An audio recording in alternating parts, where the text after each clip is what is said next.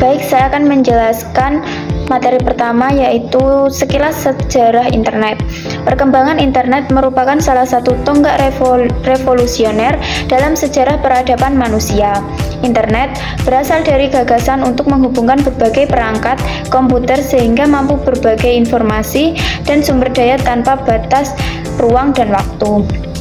Internet merupakan singkatan dari International Networking, yaitu sebuah sistem jaringan global yang menghubungkan jutaan perangkat komputer melalui Transmission Control Protocol atau Internet Protocol (TCP) atau IP, yang menjadi fondasi utama dalam proses pertukaran data. Cikal bakal internet dimulai pada akhir tahun 1960-an melalui proyek ARPANET yang diprakarsai oleh Departemen Pertahanan Amerika Serikat dengan tujuan menciptakan sistem komunikasi yang tetap beroperasi meskipun infrastrukturnya hancur akibat serangan militer. Saya akan menjelaskan tentang 4 universitas besar, yaitu Stanford Research Institute, University of California Los Angeles, University of California Santa Barbara, dan University of Utah menjadi institusi pertama yang terhubung. Proyek ini berkembang menjadi DARPA Internet yang kemudian disederhanakan menjadi Internet. Tahun 1989, tim Berners-Lee memperkenalkan World Wide Web yang memungkinkan informasi berupa teks, gambar, suara, hingga video saling terhubung melalui hyperlink dan akses melalui browser, menjadikan internet sebagai jembatan global pertukaran pengetahuan. Di Indonesia, internet mulai dikenal awal 1990-an melalui komunitas akademik dan lembaga pemerintah, lalu memasuki ranah publik awal 2000-an seiring turunnya harga komputer dan meningkatnya layanan internet service provider. Dalam 2 dekade terakhir, transformasi digital mendorong perubahan besar sehingga internet kini menjadi sarana utama dalam pendidikan, ekonomi digital, perbankan, hiburan, dan tata kelola pemerintah. Dari era industri ke era informasi. Perubahan dari era industri ke era informasi merupakan lompatan peradaban yang sangat besar. Jika pada masa industri keunggulan bersaing suatu negara atau perusahaan ditentukan oleh kepemilikan sumber daya alam, tenaga kerja, dan modal fisik, maka pada era informasi keunggulan tersebut beralih pada penguasaan data, pengetahuan, dan teknologi. Internet menjadi katalis utama dalam proses ini.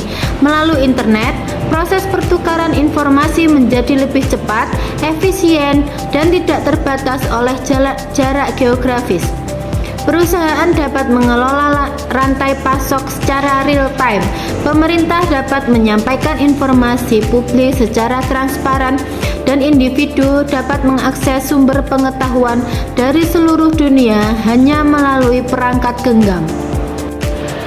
Selanjutnya, dari presentasi yang teman saya sampaikan dari subtema era industri ke era informasi, yaitu transformasi ini membawa perubahan besar dalam bisnis, di mana perusahaan tidak lagi bergantung pada aset fisik untuk menciptakan nilai, melainkan pada model bisnis digital berbasis data seperti platform ekonomi, cloud service, dan artificial intelligence yang menjadi tulang punggung ekonomi global.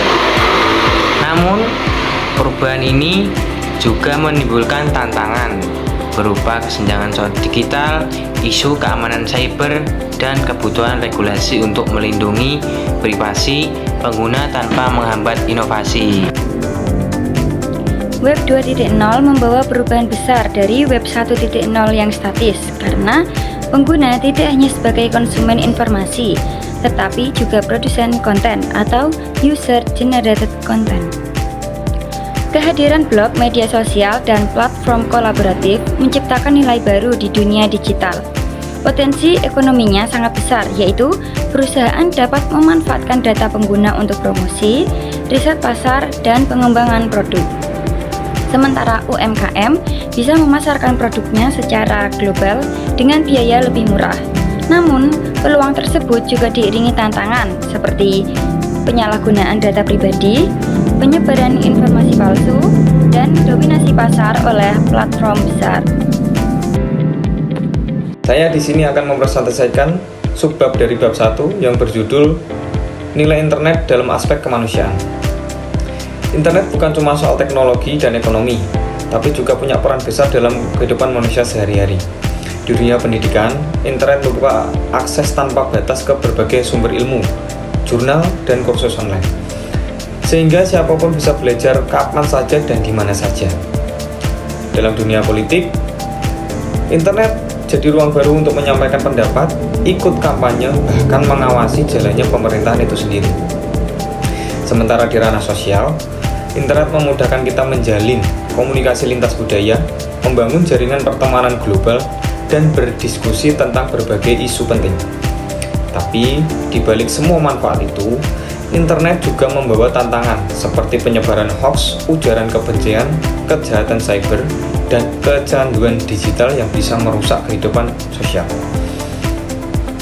Oleh karena itu, kita perlu meningkatkan literasi digital, menjaga keamanan data pribadi, dan mendukung adanya aturan yang bijak supaya internet bisa menjadi ruang yang aman dan bermanfaat. Dengan cara itu, internet bukan hanya jadi alat komunikasi, tapi juga fondasi untuk masa depan manusia yang akan datang.